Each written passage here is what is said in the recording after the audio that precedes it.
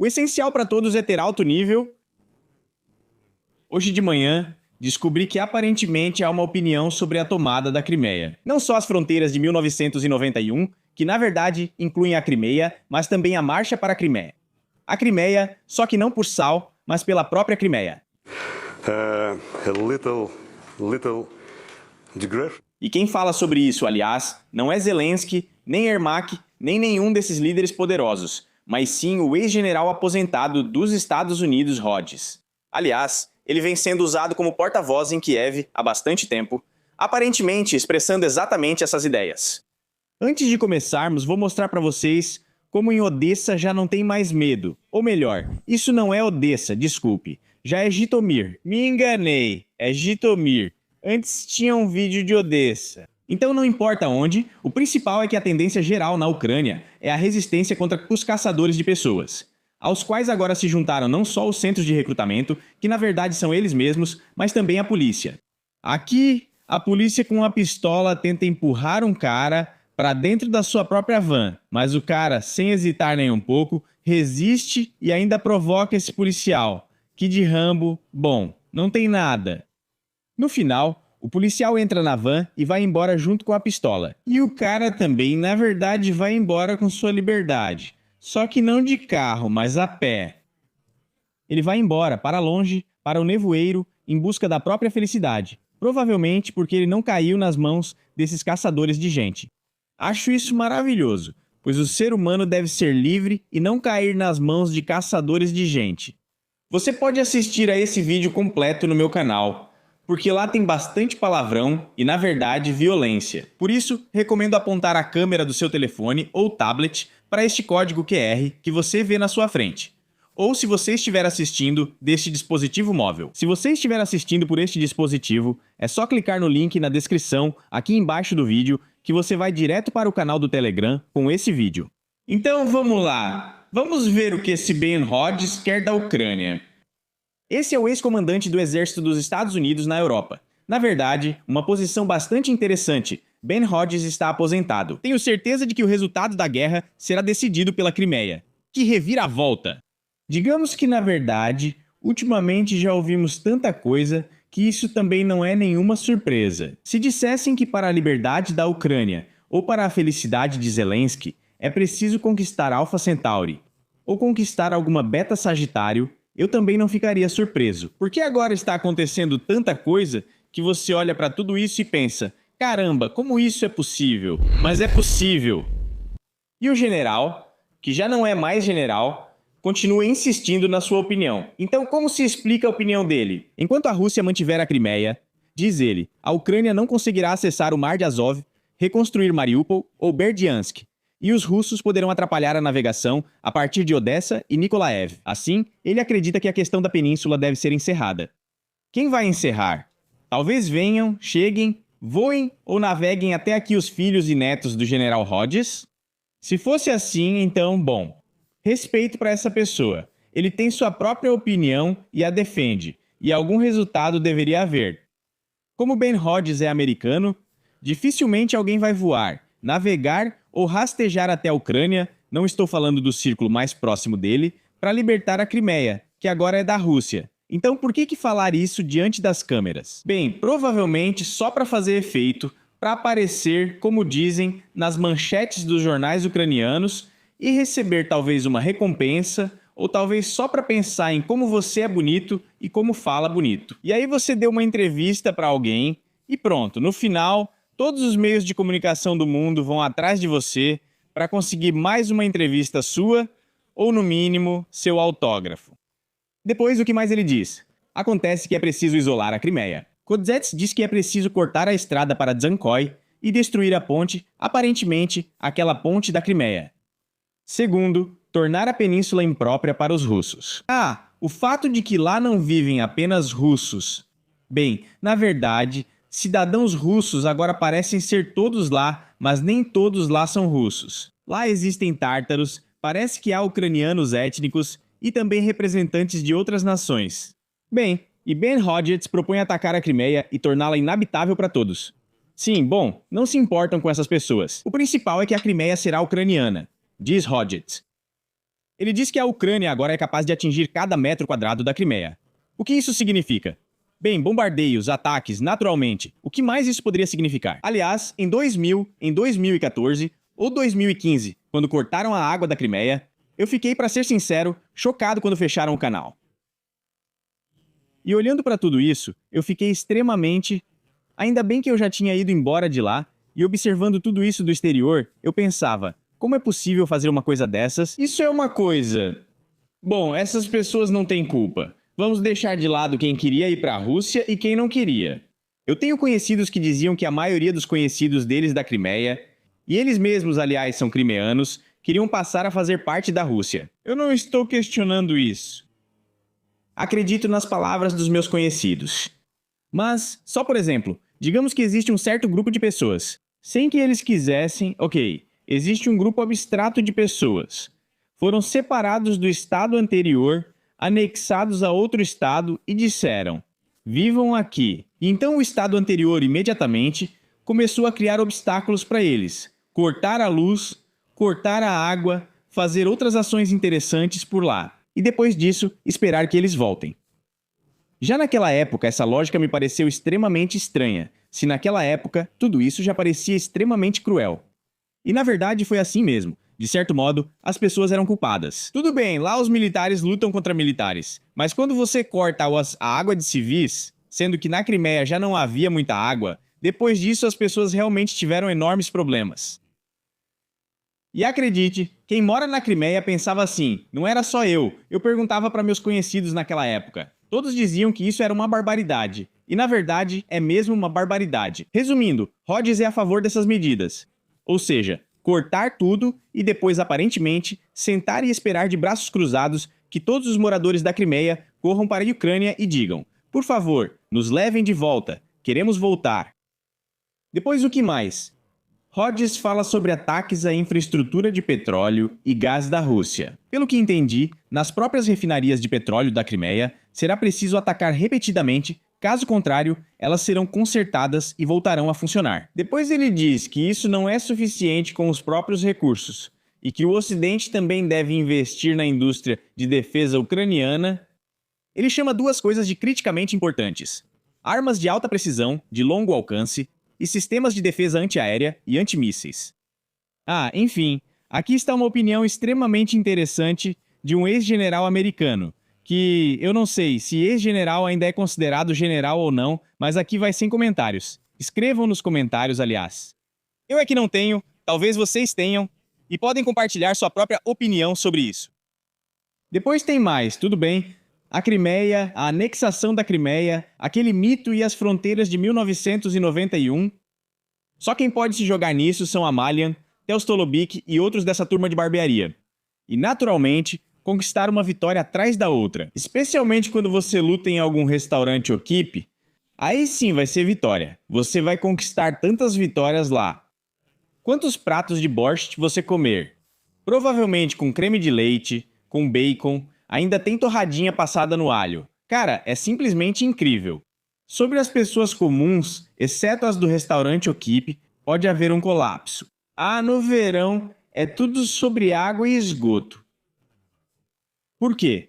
Porque se agora a Rússia começar um ataque à infraestrutura de água, além da energética, ainda existe a de água, existe o esgoto e, naturalmente, esses dois sistemas estão ligados um ao outro. Então tudo pode acontecer. Isso é real. Especialistas alertam que ataques em larga escala podem causar problemas até onde companhias de água eram consideradas preparadas. Quem as preparou? Naturalmente, os funcionários públicos. Claro, eles cuidam da ordem. Eles garantem que nenhum centavo dos recursos gastos seja desviado para outros fins. Tudo é usado. Tudo vai para o baú deles. Quer dizer, para as necessidades do Estado. Absolutamente tudo deve ser usado para a finalidade correta. A finalidade correta. E aqui nossos jornalistas investigaram o quão vulnerável é o sistema de abastecimento de água da Ucrânia. Vladimir Zelensky, em março de 2026, alertou que a Rússia planejava atacar o abastecimento de água na Ucrânia. O objetivo é deixar os ucranianos sem água. E então ele declarou o seguinte: a Rússia está preparando uma nova onda, vai atacar a infraestrutura, a logística e o abastecimento de água. Eles querem que tenhamos problemas com a água? As comunidades devem se concentrar nesse desafio. Ou seja, o dinheiro vai para o orçamento, lá eles planejam alguma coisa, talvez sim, talvez não. Os russos, e agora também as comunidades devem lidar com essa questão, pelo que entendi, com seu próprio dinheiro. Essa é uma posição maravilhosa. Se há um problema, que a comunidade resolva. Por que não? Se há uma frente perto de Kramatorsk ou Pokrovsk, então que a comunidade resolva isso. Perto da Crimeia, algumas comunidades resolvem certos problemas. Nesse caso, é impossível entender para que servem o presidente e esses 450 servidores do povo. Nós, naturalmente, vamos fazer uma pergunta ao Ministério das Torturas Retóricas, mas acho que a resposta não vai chegar tão cedo. O que mais tem aí? Ainda sobre esse fornecimento de água. Agora, a Federação Russa não realizou ataques sérios, mas há muitos fatores que podem influenciar a presença de água nas torneiras. E aqui, Oleg PPNK, aliás, é um bom especialista, eu cito com frequência, ele realmente fala sobre a catástrofe na Ucrânia em várias áreas sem medo, sem nenhum tipo de, problema. A eletricidade, por exemplo, se a eletricidade for cortada nas casas, imediatamente podem surgir problemas com a água. Se depois de um ataque uma subestação sai de funcionamento, a bomba para de funcionar, então a água não é fornecida para os andares superiores. O que pode acontecer sem água em um prédio de apartamentos com esgoto, por exemplo? Acho que todo mundo sabe, mas se alguém não sabe, são só pessoas que desde a infância vivem em algum lugar assim, ou em casas próprias no campo, ou em suas próprias mansões. Tipo essa aqui, estou brincando. Claro, nenhum de nós tem isso, mas talvez alguém aí entre os espectadores tenha, e eu parabenizo vocês por isso. Estamos felizes, mas não completamente. E o que mais nos contam é que se depois de um ataque a subestação para de funcionar e as bombas param de trabalhar, esses andares superiores ficam sem abastecimento. Em alguns casos, as estações elevatórias de esgoto também podem ficar sem energia, o que ameaça causar falhas sistêmicas. E aqui Popenko diz que as companhias de água e os prefeitos devem responder o quanto as cidades estão preparadas para esses cenários. A tarefa deles é organizar o fornecimento de água, evitar uma crise epidemiológica e garantir o funcionamento da infraestrutura crítica. Naturalmente, se não houver água, as mãos não estarão lavadas. Bem, todos nós imaginamos que isso pode ser cólera, ou algum tipo de rotavírus, ou outra coisa. Especialmente no verão, vão se espalhar com muita força. Não só civis serão alvos deles. Aqui não existem fronteiras ou barreiras. O especialista observou que é necessário ter uma reserva de água, calculando 1 litro de água potável por cada membro da família e a mesma quantidade de água para uso técnico por dia. Aqui, aliás, no chat, novamente aquele que eu anunciei para vocês, é o meu canal no Telegram e lá tem um chat chamado Morada da Sabedoria. Os usuários dizem que durante o bloqueio das mesmas cidades em Donbass, que ficaram lá por um tempo sem água, reservas de 20 litros não eram suficientes. Por isso, não é nenhuma panaceia esses 3 litros, 4 litros, 5 litros. 20 litros também não são solução. É preciso algo diferente. O melhor mesmo é ir embora. Se algo assim começar, é melhor ir para algum lugar, se houver possibilidade. E para onde ir? Acho que vocês sabem por si mesmos. Em geral, o mais longe possível do epicentro dos acontecimentos. Ele relata que o abastecimento de água da Ucrânia foi projetado considerando riscos militares, permitindo que as cidades sobrevivam aos bombardeios. Cada cidade tem suas próprias características de abastecimento e esgotamento de água. Por isso é necessário desenvolver planos de resposta separados para possíveis consequências dos bombardeios. Atualmente, as companhias de abastecimento de água já fizeram parte do trabalho, mas os problemas podem continuar, e se os ataques à infraestrutura hídrica forem realmente em massa, nada de bom vai acontecer. Por isso, mais uma vez, junto com Popenko, peço que se preparem e, se possível, que saiam da cidade. Porque se agora destruírem essa mesma infraestrutura hídrica, me desculpem por repetir tanto esse termo, nada de bom vai acontecer. E de novo, agora é só junho chegando, mas junho, julho e agosto costumam passar rápido. Setembro também, outubro também. E aí começa o frio de novembro, depois vem dezembro, janeiro, fevereiro, março, abril, todos esses são meses relativamente frios. E se no inverno congelavam o esgoto e o encanamento de água nos prédios residenciais? No ano seguinte vai ser ainda pior. Por isso, aqui temos que pensar por nós mesmos, eu acho. Porque o governo, se pensa alguma coisa sobre a Ucrânia, não é o que queremos que eles pensem. Ou seja, claramente não é sobre a sociedade, não é sobre todos, mas sim sobre interesses próprios, sobre a própria segurança e muitas outras coisas. Na verdade, tudo isso fala por si só.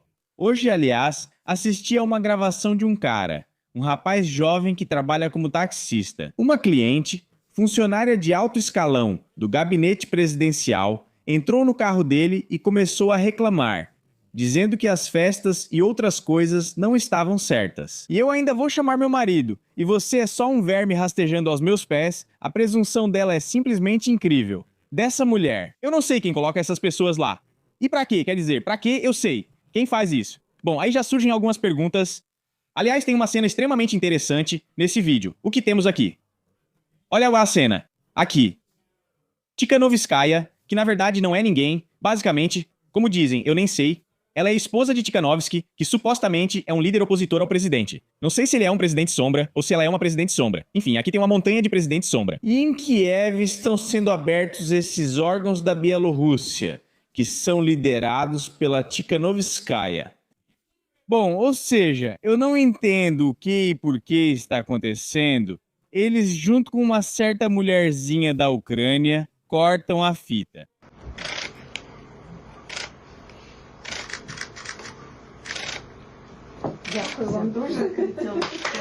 Maravilha! A embaixada da Rússia na Ucrânia foi reaberta. Mas, novamente, essa equipe não decide nada. Ninguém sabe quem são seus membros ou o que resolvem. Talvez, tipo, o que pedir no almoço? Essa é uma questão que eles podem resolver, para quem ligar, também podem decidir qual cor escolher. O papel de parede na nova embaixada patrocinada pela União Europeia pode ser decidido, mas o restante não. Eles vão ficar constrangidos, mas não trocam o passaporte de um bielorrusso com passaporte vencido, tenho certeza.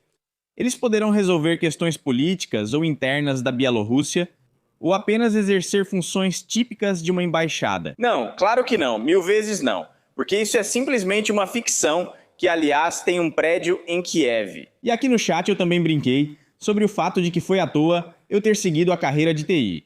Ou então, os blogueiros deveriam ter se tornado presidente sombra, pegar algum país como Moçambique, ou até mesmo a Ucrânia na Espanha, organizar sua própria embaixada, essas coisas. Você já está sentado, comendo khachapuri ou borscht com varenik, sem fazer nada e recebendo salário. Isso é maravilhoso. Todos estamos felizes por você. Talvez não totalmente pela Tikhanovskaya, mas ainda assim... Assim, felizes. Pode-se abrir mais algumas embaixadas, tipo, em todos os países europeus, fechar as embaixadas da Bielorrússia real e abrir essas virtuais. O que os bielorrussos diriam? Tenho certeza de que todos sabemos, pois temos mentalidade parecida e somos próximos. Mas a Zenóshka aprontou essa da janela de Overton. Acho que agora vão aproveitar isso ao máximo. E agora é o quê? Chegou a hora de olhar para os líderes poderosos. Temos muitos deles na nossa comunidade, como sempre, e todos eles, na verdade, são um pouco parecidos em um mesmo aspecto. É por isso que estamos o mais satisfeitos possível com o nosso trabalho, mas, infelizmente, nosso trabalho não deu resultados. São apenas burocratas. Aliás, agradeço ao Alexander dos comentários no YouTube, que disse que, olhando para os políticos, lembrou de um velho ditado que, novamente, ao olhar para os políticos, vem imediatamente à mente. Livro didático de biologia e a seção do livro didático de biologia chamada Parasitas. Mas não sei por que lembrei disso, nem por que me interessei por biologia agora. Bom, é mais ou menos por aí, porque todos nós olhamos para eles e entendemos que eles não fazem nada de bom. E dar esse monte, vamos ver. Faz tempo que não dancei ali. Batidas, danço assim, dizendo cucuco, mas agora é justamente a hora... Não deu certo. Não deu certo, por quê? Talvez porque Tuca não assinou o contrato 60+, e não foi para o front. Talvez, e todos os outros têm que assinar contratos com filhos, netos, bisnetos, noras, netos de primos, sobrinhos e outros parentes. Ir para o front, morrer pelo Estado, é natural. Certo, certo. Hoje nós temos o quê? Nós temos esses hamsters do inferno. Eu já mostrei para vocês, não vou mostrar mais, provavelmente, mas temos aqui o Boreza, aqui temos o Bereza, um blogueiro poderoso que esteve na Rússia e na Ucrânia, agora, se não me engano, está no segundo país báltico e corajosamente fala sobre como a Ucrânia deve parecer e agir. E ele não gosta nem um pouco dos que fogem do serviço militar. E tem mais um cara que observa tudo isso. Mas há um monte de vídeos. Entendi. Thomas filmou. Esse cachorro é pessoal. Ou foi Putin ou Trump que gravou. Qual deles é o pior? Mas já existe uma enorme quantidade de vídeos e fotos. Até de indianos dançando em Lviv. Bem, todos já viram de novo. Eu entendo que esse Bereza está em outro país e quando ele estava lá, de novo, lutando contra líquidos que contêm álcool, ele já não vê mais nada, mas... Pode-se acreditar que tudo isso é verdade, provavelmente, e seguir em frente. Em AK, paquistaneses e hindus gravam em inglês. E aqui, as garotas do Guard também. Tudo isso é uma provocação clássica. Isso é uma provocação. Entendi. Ou seja, quando um paquistanês chega à Ucrânia e grava um vídeo dizendo que na Ucrânia é bom, isso é uma provocação. Bereza ama seu país. Eu observo e... Um monte de bots escreve, o processo é mentira. E aqui viram o anime do que estavam falando. Que não podia. A língua ucraniana não tem palavra. Eu realmente não tenho. Em princípio, isso aqui não é meu. Bem, quando você está parado no beco e sua cerveja acaba, você diz: irmão, não tenho cerveja. Isso pode sim, mas dar entrevista, é estranho dizer tudo isso. O cara à esquerda, pelo que entendi, esse aí. Um observador silencioso olha para Beriusa como uma cobra para um coelho. Infelizmente, esse Bereza é triste nos cabos de machado. Ficção, todo o resto. Bom trabalho. Os russos fizeram o trabalho deles. Infelizmente, isso funcionou com os tapados. Conversei com os donos de grandes empresas. Ele, claro, não é jornalista. Jornalista Beriosa. Na verdade, não sei qual era o cargo dele lá, ou se ainda é, mas se você usa essas palavras, de novo, mais uma vez ao vivo. Sinceramente, se eu ouvisse isso em uma conversa com a pessoa que convidei para o programa, um amigo desses, mas acho que por aí teria acabado tudo, porque isso é pesado demais. É preciso manter uma certa higiene na fala. E quando você solta esse tipo de palavrinha, esteja pronto para ser chamado pelo mesmo nome. Para... Quem? Por inimizade, Vitali, pelos agricultores. O cara ali à esquerda começou a suspeitar de alguma coisa. Ou talvez ele esteja se preparando para dormir, daqui a pouco vai até escovar os dentes. Porque a Beriosa está falando umas coisas meio sem sentido. Dá pra ver. Houve muito barulho, mas a história não condiz com as ações. Então não está tudo tão ruim quanto parece para todo mundo. O cara desliga, pensa, vou dormir. E você fica aí sentado, conversando. Fiquem com suas conversas, vou embora. Reflitam. E nem todos vão sair da Ucrânia, todos vão sair da Ucrânia. Nem todos, longe disso. Mas você foi embora. Como assim? Nem todos, mas você foi embora. Agora está aí sentado, um patriota tão forte. Tudo bem, pois a pessoa estaria sentada, com tudo estrondando ao redor, projéteis explodindo e balas unindo sobre as cabeças. E fica lá pensando que nem todos vão sair da Ucrânia. Ok. Mas quando um fujão da mobilização, que saiu da Ucrânia sabe-se lá quando, foi para aquela mesma Europa e diz que nem todos vão sair da Ucrânia. Ouvir isso é muito estranho. Bem, isso é forçar a barra em 5 níveis ao mesmo tempo. Não faltam pessoas, temos 5 vezes mais que o necessário. 10 vezes, ou 20 vezes, especialmente se unirmos todos esses que querem guerra, inclusive os do exterior, que falam das fronteiras ou, como Rhodes disse, que é preciso capturar a Crimeia para garantir a vitória imediata. Acho que vai ser 5 vezes mais do que o necessário. Mas fora isso, não. As pessoas estão cada vez menos. E já órgãos oficiais disseram que restaram cerca de 20 milhões de ucranianos. Sobre o que a Bereza está falando, murmurando, estando na Áustria ou na Lituânia, no geral, é impossível saber onde ela está. Bem, e nós? O que fazemos? Vamos encerrando. E que nota o nosso potusnômetro daria ao que está acontecendo? Bem, é potugno. O potusnômetro foi criado para medir a potugnidade no mundo. Se isso é potugno, ele está dizendo a verdade. Tchau, pessoal!